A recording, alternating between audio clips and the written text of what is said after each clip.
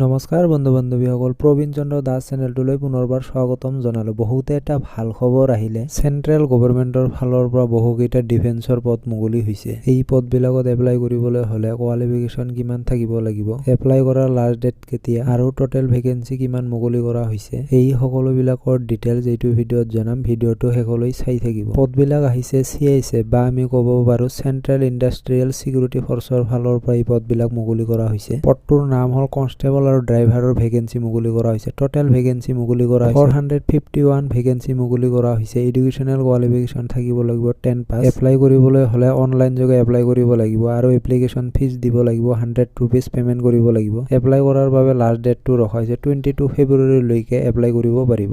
Monthly salary দিয়া হ'ব 21,700 পৰা 69,100 লৈকে মান্থলি চেলাৰী দিয়া হ'ব। এজ লিমিট থাকিব লাগিব 21 পৰা 27 ইয়াৰ্ছ লৈকে। কেটেগৰী ৱাইজ এজ ৰিলেকশ্যন দিয়া আছে। OBC বিলাকৰ বাবে 3 ইয়াৰ্ছ লৈকে, SC বিলাকৰ বাবে 5 ইয়াৰ্ছ লৈকে, ST বিলাকৰ বাবে 5 ইয়াৰ্ছ লৈকে এজ ৰিলেকশ্যন দিয়া আছে। ড্ৰাইভাৰ পদটোৰ বাবে ভেলিড ড্ৰাইভিং লাইচেন্স থাকিব লাগিব। ভিডিঅ'টো চাই ভাল লাগিলে প্লিজ লাইক, কমেণ্ট, ছাবস্ক্ৰাইব কৰিব। ধন্যবাদ।